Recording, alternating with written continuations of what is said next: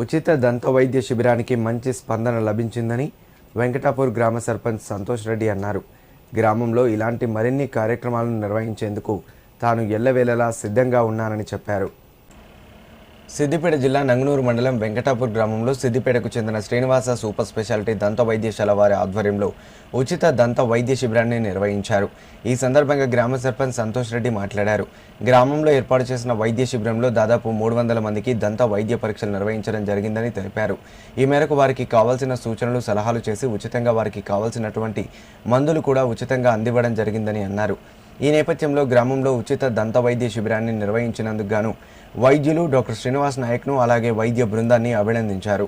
కార్యక్రమంలో ఫిడ్ హౌస్ మిన్హాజ్, నితిన్, సమీర్, సౌజన్య, ఉప సర్పంచ్, నూతన పాలకవర్గం సభ్యులు పాల్గొన్నారు.